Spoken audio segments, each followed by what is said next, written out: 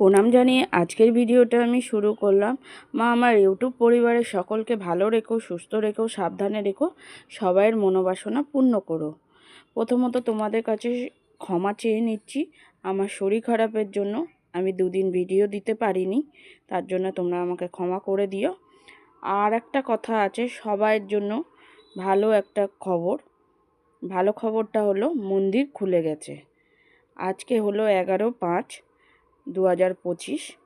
তো মন্দির খুলে গেছে। তোমরা যারা যারা আসতে চাইছো মায়ের সঙ্গে যোগাযোগ করে তোমরা চলে আসো।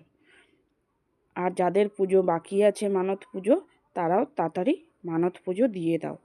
কেন কি না, মানত পুজো ফেলে রাখতে নেই, তোমরা দিয়ে দাও। আমার শরীরটা একটু ভালো হলে আমি মায়ের মন্দিরে যাব। আমারও পুজো বাকি আছে, আমিও যাব শিগগিরই। আর কিছু ভক্ত, আমার ইউটিউব পরিবারে কিছু ভক্ত বলো বা বোন বলো, তারাও বলেছে মন্দিরে গেলে যেন একবার লাইভ করি, আর তারাও পুজো দেবে। তাদেরও মনস্কামনা পূর্ণ হয়েছে, তারা অত দূর থেকে আসতে পারবে না।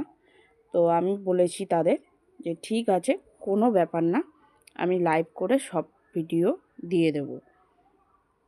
তাহলে তোমরা সুস্থ থেকো, ভালো থেকো, সাবধানে থেকো, আমার পাশে এভাবে থেকো।